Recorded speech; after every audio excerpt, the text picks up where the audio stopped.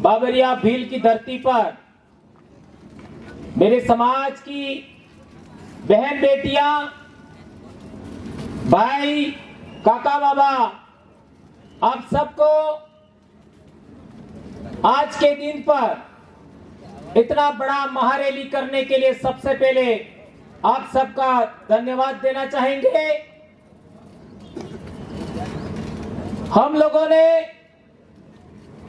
एक लंबी जन जागरण में लगातार चिंतन शिविर करने के बाद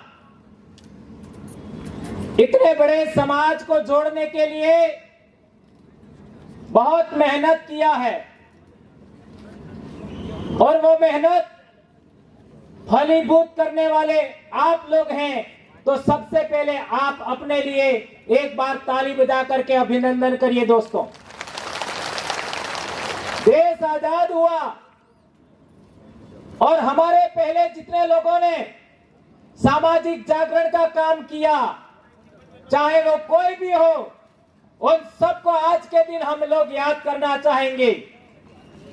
दोस्तों, 2008 से लगातार दक्षिणी राजस्थान में यह आरक्षण की लड़ाई लड़ रहे हैं।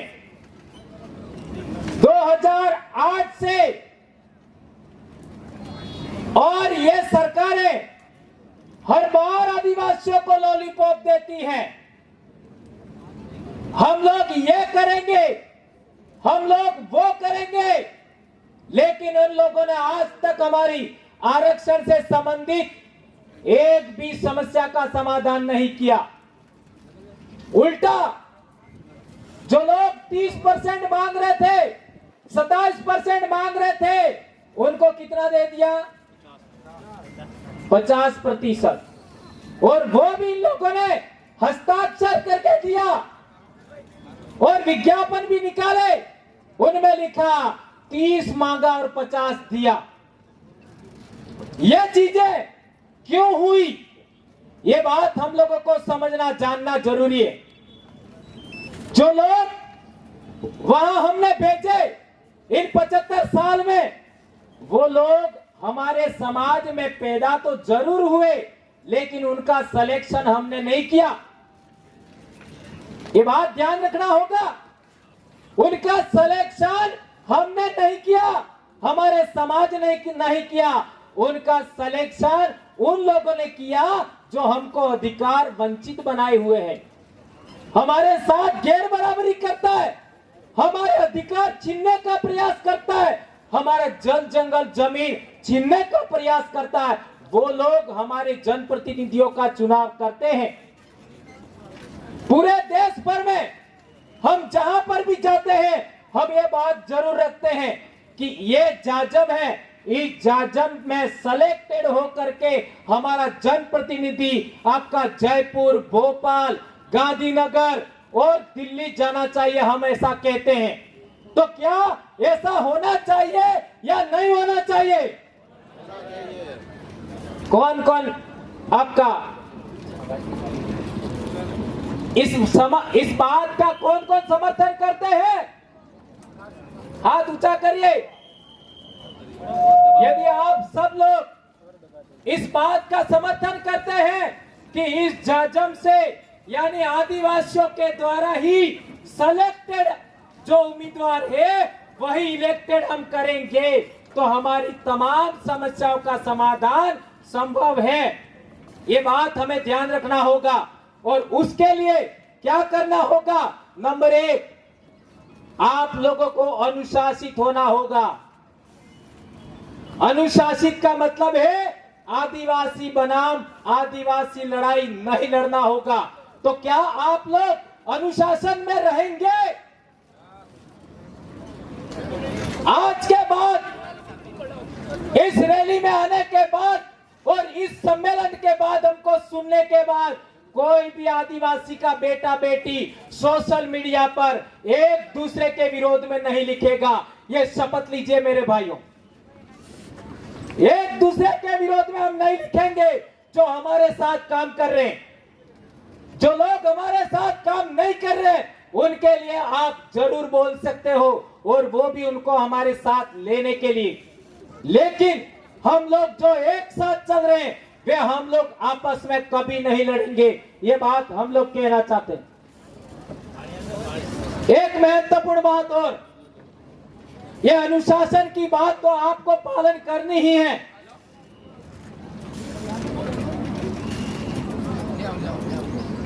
दूसरी महत्वपूर्ण बात, हमारा सामाजिक विंग भिल प्रदेश मुक्ति मोर्चा, भिल प्रदेश युवा मोर्चा, भिल प्रदेश विद्यार्थी मोर्चा, भिल प्रदेश महिला मोर्चा, गमेती मुखी संघ, आपका सरपंच संघ, इसके बाद में और जो विंग्स हैं उन तमाम विंग्स के लोगों को समाज को जोड़ने के लिए दिन रात काम करना चाहिए।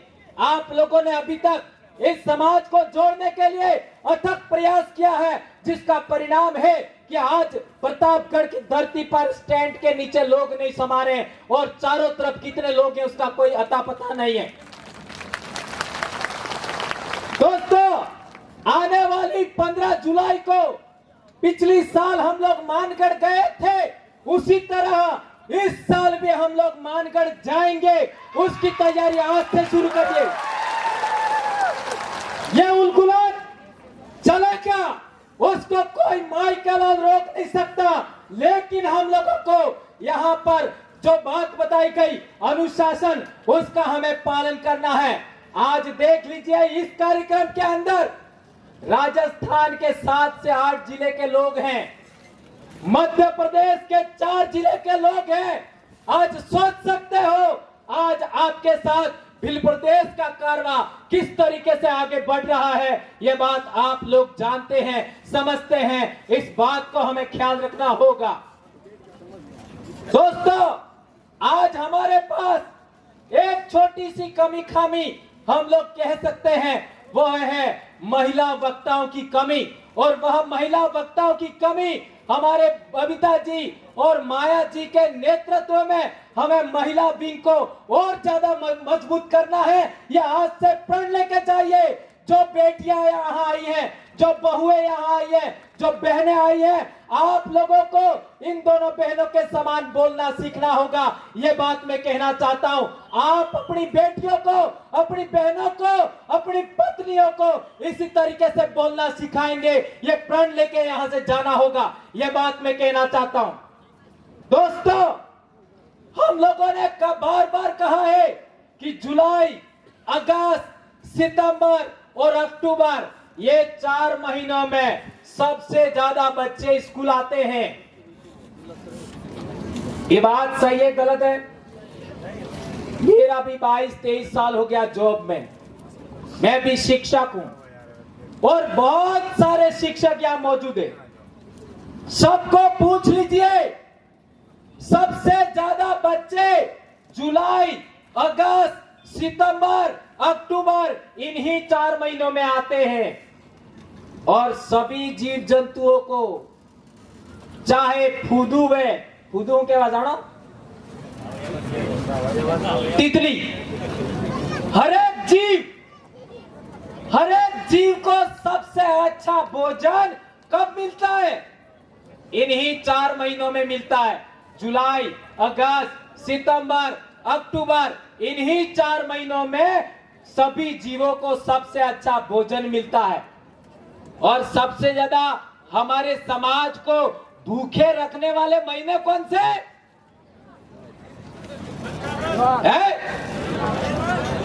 व्रत के नाम पर, उपवास के नाम पर, उपवास, पाखंड, इनके नाम पर आज ये व्रत, कल वो व्रत, कल ये त्योहार, परसों वो त्योहार के नाम पर हमारे बहन बेटियों को भूखा रखने का समय कौन सा है? यही समय, जुलाई, अगस्त, सितंबर और अक्टूबर।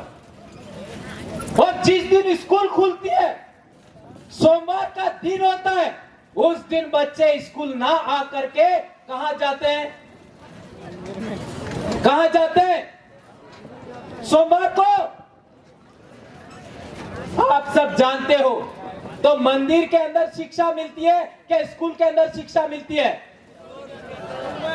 इसके लिए मैं कहना चाहता हूं, आप अपनी बेटियों को, आप अपने बेटों को आज से प्रण लीजिए कि हमारे बच्चे जुलाई, अगस्त, सितंबर, अक्टूबर में सभी के सभी दिन स्कूल जाएंगे। क्या इस बात को आप लोग मानेंगे? मेरी हाथ ऊंचा करिए। और एक भी दिन व्रत नहीं करना हमारे बच्चों को।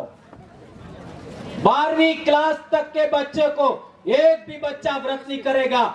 जो बच्चे पढ़ रहे हैं इस बात का पालन करेंगे। हाथ ऊंचा करके बताइए कौन कौन बच्चे इस बात का पालन करेंगे। ये क्यों कह रहा हूं? ये इसलिए कह रहा हूं मैं, आज किसी भी हॉस्पिटल में आप जाइए, उस हॉस्पिटल में आप जाके देखेंगे तो बच्चा प्रथम डिलीवरी के टाइम में महिलाओं का 4 ग्राम खून होता है, 5 ग्राम खून होता है। सभी महिलाओं को खून चढ़ाना पड़ता है। पहले ऐसा नहीं था।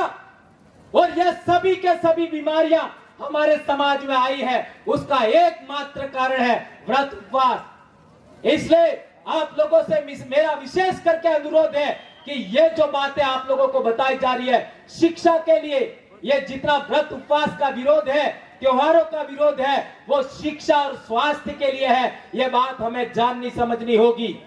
और दूसरी बात, यदि हम लोग इस देश में पुनः राजा बनना चाहते हैं, हमारे पूर्वजों के अधूरे सपने पूरा करना चाहते हैं, हमारी नई पीढ़ी के बच्चों को रोजगार मिले, नौकरियां मिले, आरक्षण मिले, उसके लिए हम लोग काम करना चाहते हैं तो हमें अनुशासित होना होगा। अनुशासन में रह करके अपने वरिष्ठ साथियों के साथ चलना होगा। और आदिवासी बनाम आदिवासी लड़ने से बचना होगा। एक बात और इस मंच से कहना चाहता हूं कि जो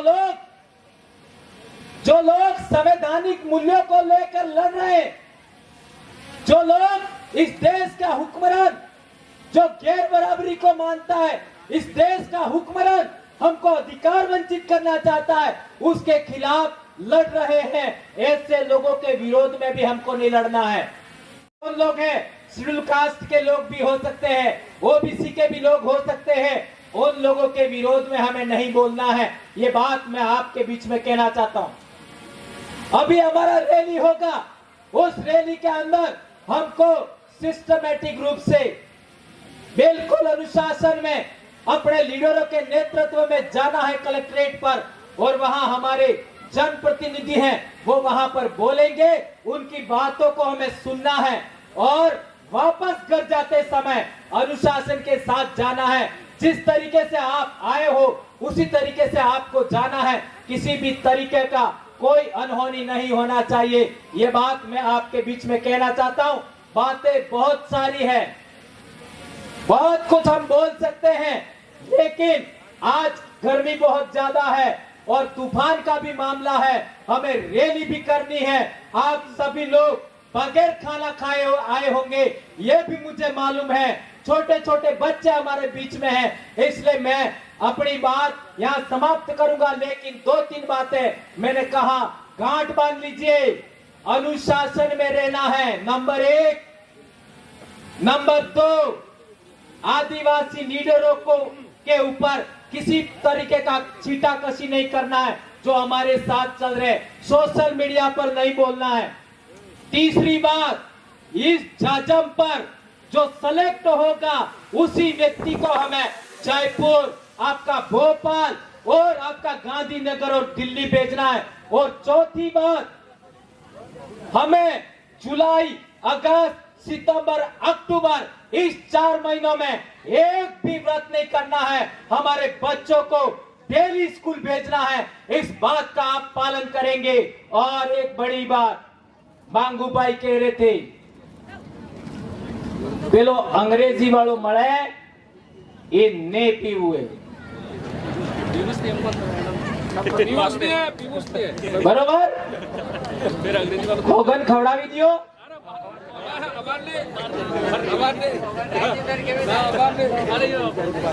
चलो मानी लीधु है सभी, हमें खाई सुखा एम कही એટલે आज दाड़े छोड़ी दो। आप सब ने हमारी बात को सुना। इन 2-4 बातें, आज कोई बड़ी बात